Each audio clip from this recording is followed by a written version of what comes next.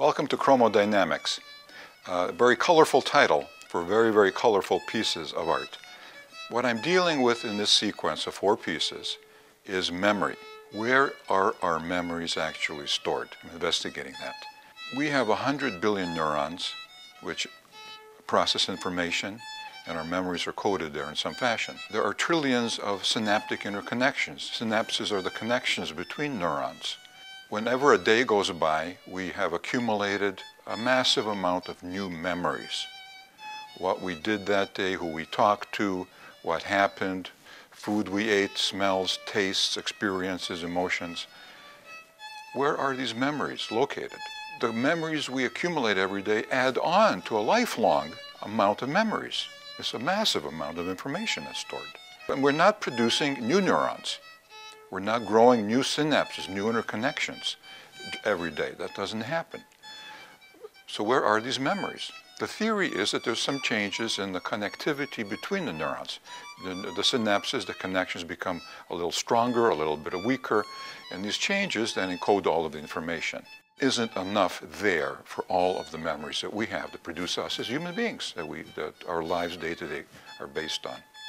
Maybe we have to look deeper down. Maybe we have to go down to the subcellular, submolecular, subatomic level, maybe down to the quantum level. And that's what this investigating is.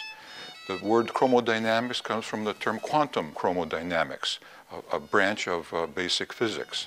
And when you get into the quantum state, you're getting into quantum fuzziness, quantum uncertainty, quantum confusion. And this is not in terms of information being coded at the quantum level. I'm not the first person to think of that.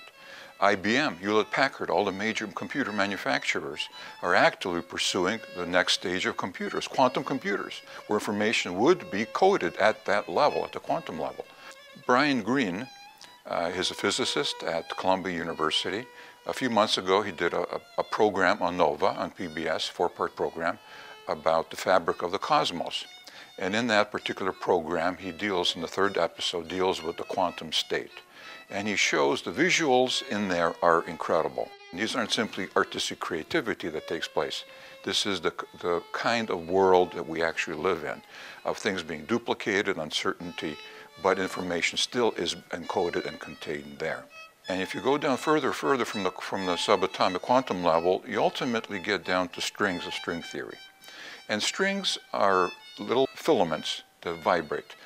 And for them to exist, they have to vibrate in at least 8 other spatial dimensions, dimensions that we do not see. Now, where are these dimensions? Well, some theoretical physicists think that they're just coiled up and they're just all around as little beads, that we're just sort of walking through. Other ones, such as Lisa Randall, and her really good book that explains all of this is called Warped Passages. She's from Harvard University. She thinks that we may very well be walking through all of these other dimensions, and all these other dimensional states are all here in reality. And there may be other universes that are here, that we're passing through, and they're then through us, that we don't experience. Information could be encoded in other dimensional states. And I think there's other evidence to suggest that case. In the pieces here in chromodynamics, what I have produced are visual images that have fuzziness embedded in them. The fuzziness of the quantum world, the quantum uncertainty. And if you look a little more deeper into it, what you see are filaments, little stringy structures just throughout the entire piece. So I'm incorporating both aspects of string theory and quantum issues, quantum chromodynamics, in the question of where are our memories actually encoded and stored. The way I approach this problem of where our memories are located in my own artwork is I took a piece, a large-scale piece on canvas that I did several years ago from the sequence Symphonic Thoughts, and I started to hone in on the fine, fine detail of it. What if you go further? Go further. I'm suggesting going into the quantum state, going further down into string theory in this particular piece behind me. If you go down further, you take a segment of it and you go down further, and this is the same with all the pieces here in many different areas of them. And you do the same thing again. You go into the sub-microscopic and expand it. Voila, you have images that are very reminiscent of the large-scale paintings by Claude Monet, of water lilies, of ponds, in France. Since I started the sequence by taking images from the sequence Symphonic Thoughts, and there was a lot of musical elements incorporated in that particular piece, and I looked at the microscopic, where are the memories of these symphonic thoughts located, I thought that in this sequence of chromodynamics, I would try and continue using musical titles. And that's where we have the titles of pianissimo, which means softly, dal niente, which means from nothing. Now, music starts from nothing.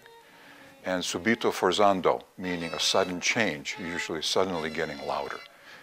I did keep one title in reference to 1977, a piece that I submitted as a public art piece in Maryland called Cubit.